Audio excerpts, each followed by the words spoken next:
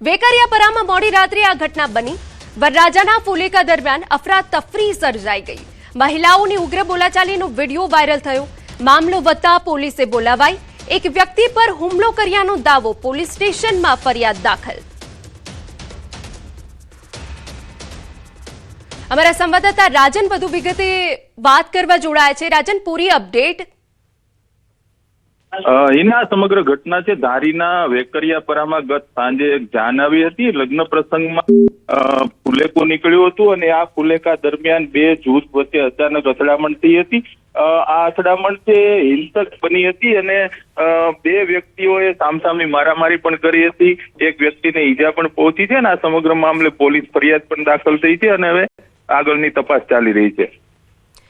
બિલકુલ, તો મામલો વધતા પોલીસે બોલાવાઈ। જો કે પોલીસે હવે વધુ તપાસ હાથ ધરી।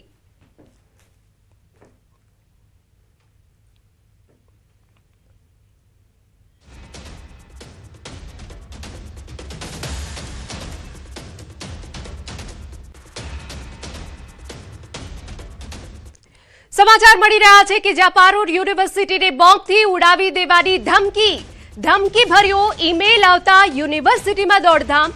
બોમ્બ ડોગ સ્ક્વોડની ટીમ ઘટના સ્થળ પર છે। પોલીસની ટીમ પણ યુનિવર્સિટી પહોંચી।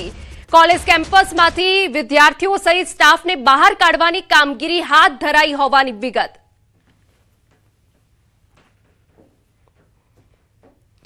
તો ધમકી ભર્યો ઈમેલ આવતા યુનિવર્સિટીમાં દોડધામ મચી ગઈ છે। ગઈકાલે પણ અલગ અલગ જે કોર્ટ છે રાજ્યની ત્યાં ધમકી ભર્યો મેલ આવ્યો હતો અને આજે કોલેજ કેમ્પસમાં જ ધમકી ભર્યો મેલ આવ્યો છે, જેના કારણે તેને ખાલી કરાવવાની કામગીરી હાથ ધરાઈ છે। પરંતુ પોલીસનો કાફલો ઘટના સ્થળ પર પહોંચી ગયો છે અને તપાસ હાથ ધરવામાં આવી છે। ધમકી ભર્યો મેલ અને યુનિવર્સિટીમાં દોડધામ મચી ગઈ છે। અમારા સંવાદદાતા હાર્દિક દીક્ષિત વધુ વિગતે વાત કરવા જોડાયા છે। હાર્દિક, શું વિગત છે આપની પાસે? બિલકુલ થી જો બોમ્બ થ્રેટની વાત કરીએ તો વડોદરા સહિત રાજ્યના જુદા જુદા જિલ્લા અને તાલુકામાં અગાઉ પણ આ પ્રકારની ધમકીઓ જે છે તે મળી ચૂકી છે। ત્યારે હવે વડોદરા કોર્ટ બાદ જે વાઘોડિયા તાલુકામાં આવેલી પારૂલ યુનિવર્સિટી છે તેને બોમ્બથી ઉડાવી દેવાની ધમકી જે છે તે એક ટીકર ફોર્સ દ્વારા આપવામાં આવી છે। આ યુનિવર્સિટી સત્તાધીશોનો મેલ મળ્યો હતો અને તેમાં આવ્યું હતું કે તમારી જે યુનિવર્સિટી છે ત્યાં એક બાદ એક બોમ્બ ધડાકા થશે। આ મેલ મળતાની સાથે સ્થાનિક પોલીસને જાણ કરવામાં આવી। સ્થાનિક પોલીસ દ્વારા ડોગ સ્ક્વોડ બોમ્બ સ્ક્વોડને જાણ કરવામાં આવી છે અને થોડી વાર પહેલા જ એટલે કે થોડાક સમય પહેલા જે છે તે બોમ્બ સ્ક્વોડ ડોગ સ્ક્વોડ સહિતના જે ઉચ્ચ કક્ષાના અધિકારીઓ છે તેઓ સ્થળ પર પહોંચ્યા છે। તકેદારીના ભાગરૂપે જે કેમ્પસ છે તે આખું ખાલી કરવામાં આવ્યું છે। આ સમગ્ર સ્ટાફ છે, વિદ્યાર્થીઓ જે છે તેઓને બહાર કાઢવાની કામગીરી જે છે અત્યારે પણ ચાલી રહી છે, કારણ કે પારૂલ યુનિવર્સિટીમાં હોસ્ટેલ પણ આવેલી છે અને હોસ્ટેલમાં દેશ વિદેશના વિદ્યાર્થીઓ જે છે તે રહે છે અને ત્યારબાદ યુનિવર્સિટીમાં અભ્યાસ કરે છે। ત્યારે તકેદારીના તમામ પગલાં જે છે તે હાલ લેવામાં આવી રહ્યા છે। બિલકુલ, અગત્યની જાણકારી બદલ આભાર। સમાચાર પંચમહાલમાંથી ગોધરાના અછાલાના જંગલમાં આગનો બનાવ। સૂકા પાંદડામાં આગ લાગતા વધુ આગ પ્રસરી। આગ કોણે અને કેમ લગાડી તેને લઈને તપાસ। આગના કારણે જંગલમાં વસવાટ કરતા પંખીઓની હાલત કફોડ। તો આજે દ્રશ્યો બતાવી રહ્યા છે ગોધરાના અછાલા જંગલના છે કે જ્યાં સૂકા પાંદડામાં આગ લાગી અને આગ વધુ પ્રસરી ગઈ હતી, જેના કારણે પશુ પંખીઓ સંકટમાં મુકાઈ ગયા હતા। જોકે આગ કોણે લગાડી છે, કયા કારણોસર લાગી છે તેની તપાસ।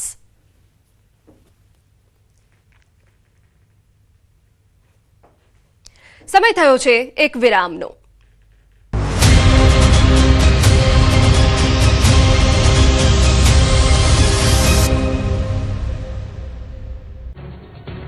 ગુજરાતમાં ગરમીનો પારો છટક્યો છે। ધીમે ધીમે ઉનાળાએ રફતાર પકડી છે। ઉનાળાની શરૂઆતથી જ આકરા તેવર બતાવવાનું શરૂ કર્યું।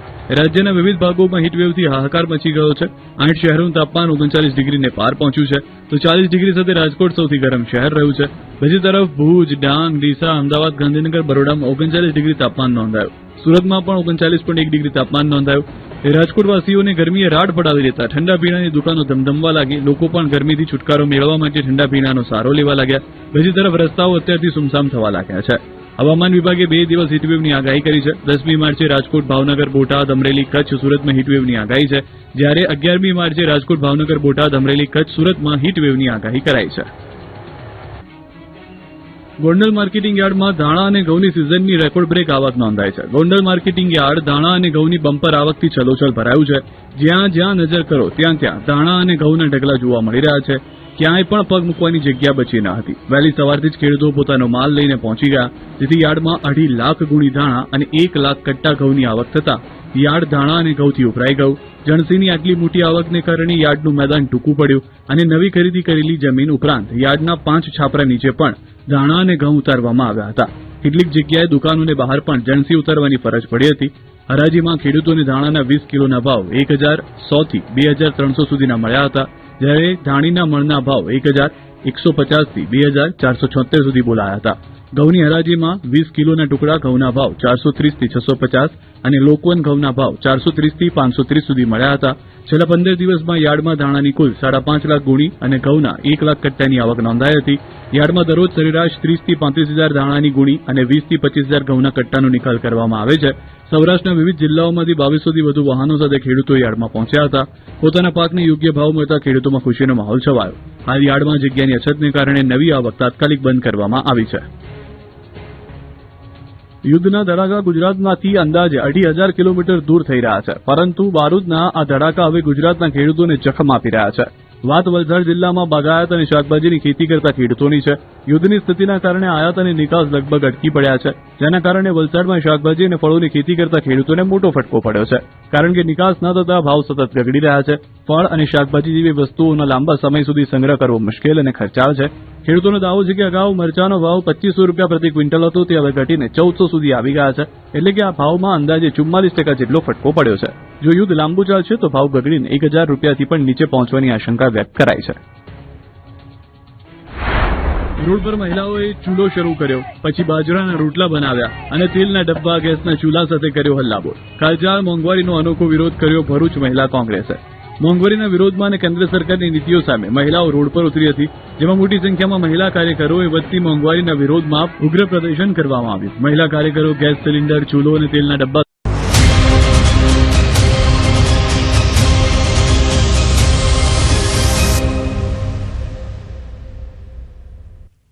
વિરામ બાદ આપનું સ્વાગત. સમાચાર મળી રહ્યા છે. માર્ચના 3જા સપ્તાહમાં 5 રાજ્યોની ચૂંટણીની જાહેરાત થઈ શકે. પશ્ચિમ બંગાળ, તમિલનાડુ, કેરળમાં ચૂંટણીની ઘોષણા. પુડુચેરી અને આસામમાં ચૂંટણીની જાહેરાત. પશ્ચિમ બંગાળમાં 3 થી 4 તબક્કામાં મતદાનની શક્યતા છે. આ બાજુ તમિલનાડુ, કેરળ અને પુડુચેરીમાં એક સાથે મતદાન શક્ય છે. આસામમાં 1 કે 2 તબક્કામાં ચૂંટણી યોજાઈ શકે. મતગણતરી એપ્રિલ અને મે મહિનામાં થઈ શકે. ચૂંટણી પંચ 7 મે પહેલા ચૂંટણી પ્રક્રિયા પૂર્ણ કરશે.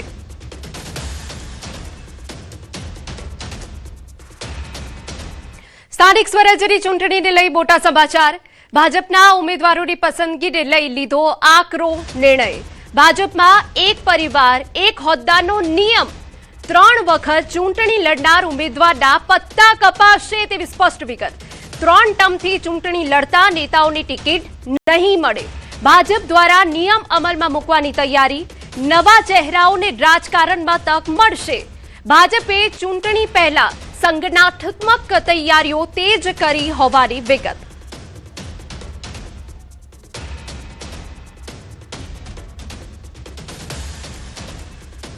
તો એક મોટા સમાચાર મળી રહ્યા છે. ભાજપના ઉમેદવારની પસંદગીને લઈને એક આકરો નિર્ણય લેવાયો.